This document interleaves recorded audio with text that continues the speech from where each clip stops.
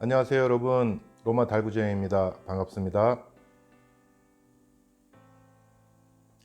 자, 저희가 저번 1부와 2부에서 예수 그리스도의 탄생에 대한 세계적 역사적 배경과 그리고 예수님의 고난, 부활을 보셨고, 그리고 사도 바울의 로마 입성 부분과 기독교인들이 많은 그 박해를 받았다는 내용을 저희들이 하나하나 돌아보면서 촬영을 한 것을 보여드렸습니다.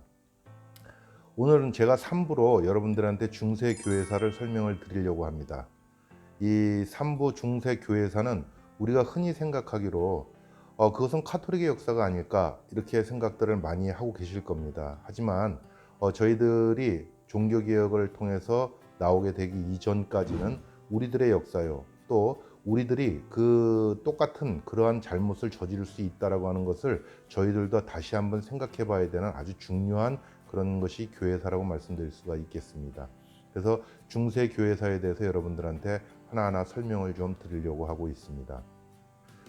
그래서 이번 3부에서는 콘스탄티누스 대제가 기원후 313년 기독교를 공인하고 난 다음부터 1507년 루터가 종교개혁을 하기 전까지의 역사를 간략간략하게나마 소개를 시켜드리려고 합니다. 사도들의 순교와 그리고 많은 기독교인들의 박해, 그러면서도 기독교는 계속적으로 그 명맥을 유지해 오게 됩니다. 하지만 기독교가 기원후 313년에 공인되기 바로 이전까지 많은 이단들도 나타나게 된다고 알려져 있습니다. 그 중에 가장 대표적인 것이 몬타니즘, 그리고 영지주의라고 말씀드릴 수가 있겠는데요. 사실 설명을 드리자면 굉장히 중요하고 긴 그런 내용이지만 간단하게 설명을 드린다면 실질적으로 이단적 영성운동을 했던 것이 몬타니즘이라고 보시면 되겠고, 그리고 우리 죄악된 육체 안에 갇혀있는 영혼이 밖으로 빠져나와서 우리의 지혜로 인해서 하나님께 더욱더 가까이 가자라고 하는 그러한 영지주의가 나타난다고 알려져 있습니다. 바로 이러한 몬타니즘, 영지주의 등 많은 이단들이 활개를 치고 있던 그 무렵 많은 신학자들에 의해서 복음이 보호되고 세계적으로 전파되고도 있었지만은 결국 어거스틴이라고 하는 캐톨릭에서는 교부로 인정을 하고 있습니다. 대단한 신학자가 나와서 결국은 기독교의 모든 교리를 정립을 하는 그런 계기가 되었다고 알려져 있습니다. 여러분들, 어머니의 기도는 망하지 않는다라고 하는 유명한 말 기억하시는지 모르겠습니다. 실질적으로 밀라노의 주교였던 암브로시오라고 하는 사람이 이 어거스틴의 어머니 모니카 여사가 성당 안에서 기도를 하고 있으면서 눈물을 흘리고 있을 때 누구 때문에 이러한 기도를 하는가 묻게 되죠. 바로 그때 자신의 아들의 방탕한 삶을 생각하면서 다시 주님께 돌아오기를 기대했던 이 모니카는 그 내용을 암브로시오에게 이야기한다고 알려져 있습니다. 그때 암브로시오가 유명한 말을 하게 됩니다. 어머니의 기도는 망하지 않는다. 성 어거스틴의 어머니였던 모니카 여사의 무덤이 자리를 잡고 있는 성 어거스틴 성당에 도착을 하셨습니다.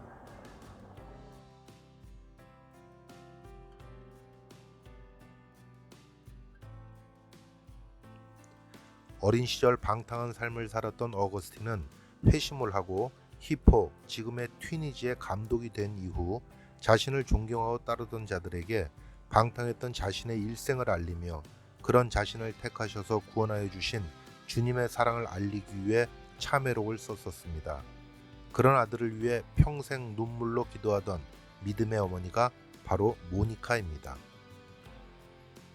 기원후 313년 콘스탄티누스 대제가 기독교를 공인화하고 난 이후에는 전 세계에 총 5개의 감독교회를 중심으로 기독교가 발전한다고 알려져 있습니다. 당시 많은 순교자들의 피를 뿌렸던 로마라고 하는 이곳, 그리고 당시 황제가 자리를 잡고 자기의 궁전을 만들고 수도를 천도에서 생활을 하고 있었던 콘스탄티노플, 지금의 터키의 이스탄불이라고 말씀드릴 수가 있겠죠. 이방인들에게 처음으로 복음을 전하기 시작했던 안디옥, 그리고 예수님 활동 무대이자 제자들이 많은 이스라엘 사람들에게 복음을 전하기 위해서 자리를 잡고 있었던 예루살렘, 그리고 당시 이집트 쪽에 자리를 잡고 있는 대규모의 도시 알렉산드리아를 중심으로 총 5개의 감독교회가 자리를 잡고 있었다고 합니다. 이 5개의 감독교회가 모여서 제일 먼저 했었던 일은 이단을 배척하기 위해서 교리를 확립하는 것이었습니다. 그들은 정기적으로 모여서 교리를 하나하나 이 사람들이 완성해 나가기 시작을 하는데요. 가장 대표적인 게 첫 번째 이 사람들이 모였던 공의회라고 그러죠. 가톨릭에서는. 그 회의에서 제일 먼저 만든 것이 무엇인가 하면 니케아 신경입니다.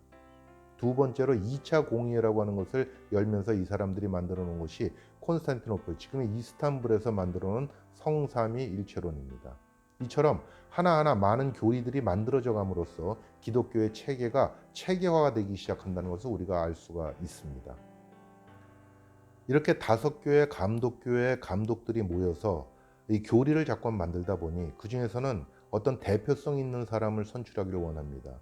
당시에 황제가 있었던 곳은 지금의 이스탄불, 당시의 콘스탄티노플로 알려져 있습니다. 사실 콘스탄티노플의 이 감독은 자신이 교황에 위치하기를 원했습니다. 하지만 많은 사람들은 그래도 이 베드로 사도의 유골이 있고 또 베드로 사도와 바울 사도가 순교한 바로 이것, 수많은 기독교인들이 순교한 바로 이 로마에 있는 감독이 교황의 위치에 오르는 것이 맞다라고 생각을 하게 되죠. 그래서 결국은 교황권이라고 하는 것이 만들어지기 시작을 합니다. 자, 여러분들 지금 도착하신 이곳이 성요한 대성당입니다. 성요한 대성당은 초대 교황청 자리가 있던 곳이기도 합니다.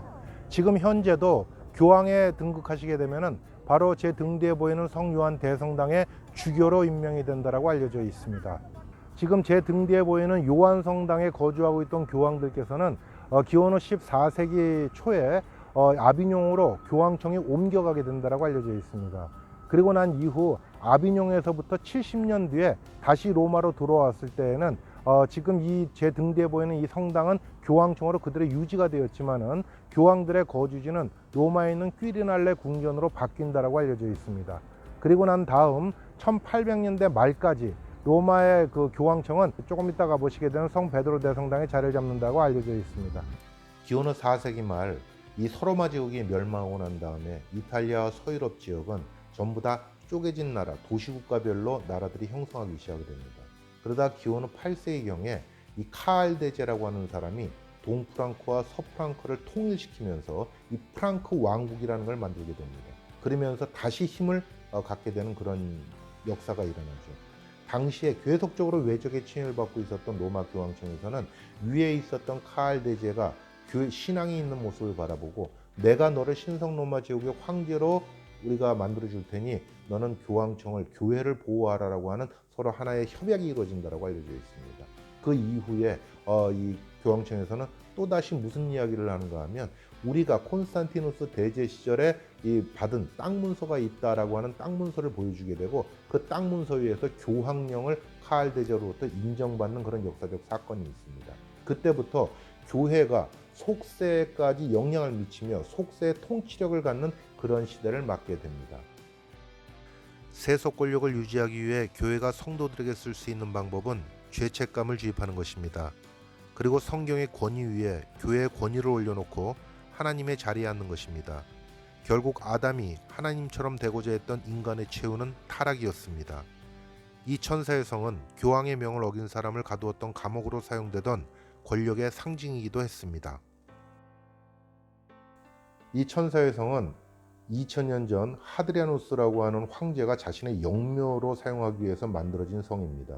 하지만 이것이 나중에 교황들의 피난처로 사용이 됩니다. 외적들이 로마를 침공해 들어왔을 때 로마가 다 점령된다 할지라도 교황, 영적 교황인 교황께서 바로 이 성 안에 들어와서 끝까지 자신의 신변을 보호한다면 많은 사람들이 교황을 바라보면서 끝까지 저항하여 로마를 지킬 수 있는 그런 힘을 나타냈던 장소가 바로 이곳 천사의 성이라고 말씀드릴 수가 있습니다. 한때는 이 천사의 성이 이 감옥소로도 사용이 된다고 알려져 있습니다. 여러분, 우리가 중세 때 가장 암울했던 시기를 언제로 바라보고 있는 걸까요? 실질적으로 최악의 시기를 맞이한 것은 1500년대에서 1600년대라고 말씀드릴 수가 있겠습니다. 힘을 가지게 된 교황은 그 힘을 유지하고자 세습을 위해 9살짜리 아들을 추기경에 임명하기도 하였고 음란과 타락의 구덩텅이로 모든 성도를 이끌었습니다. 자, 여러분 지금 도착하신 이곳은 성 베드로 대성당입니다. 여기에 있는 이 성 베드로 대성당은 1506년에 건축이 시작이 돼서 120년간의 공사 기간을 거쳐서 완공이 되는 세계 최대 성당이라고 말씀드릴 수가 있겠습니다.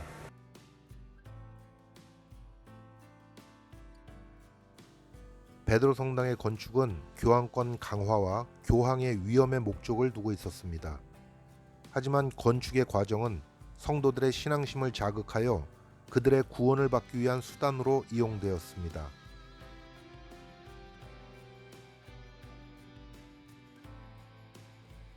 지금 저곳은 현재 교황청 건물이고 교황의 집무실로 사용되고 있습니다.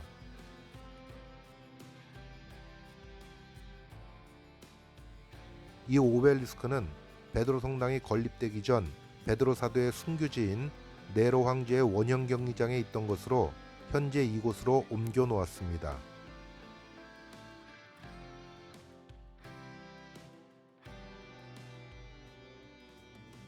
(1542년 7월 21일) 교황 바오로 3세의 칙령에 의해 재조직된 종교재판소는 개신교에 대한 탄압을 위한 조직이었습니다.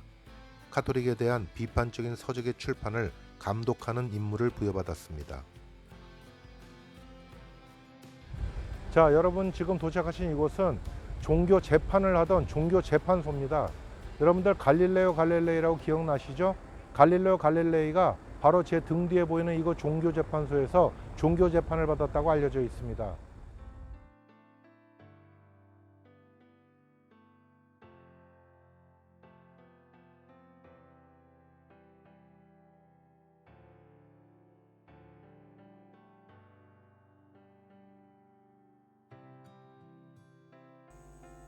자, 여러분들 지금까지 1부에서 예수님에 대한 부분, 2부에서 사도 바울과 복음 전파를 위한 초대 교인들의 박해 부분, 그리고 3부에서 인간들이 종교의 자유를 얻고 난 다음에 벌어지는 많은 타락한 그리고 부패했던 그러한 중세시대 때의 교회사를 우리가 돌아봤습니다. 이 부분을 우리가 정확하게 이해를 하지 못한다면 왜 종교개혁을 했으며 그 개혁교회의 사상을 우리가 어떻게 받아들여야 되며 내가 가지고 있는 신앙이 무엇인가를 이해하실 수가 있을 겁니다. 여러분들 이제 4부에서 종교개혁을 저희가 한번 보여드리려고 합니다.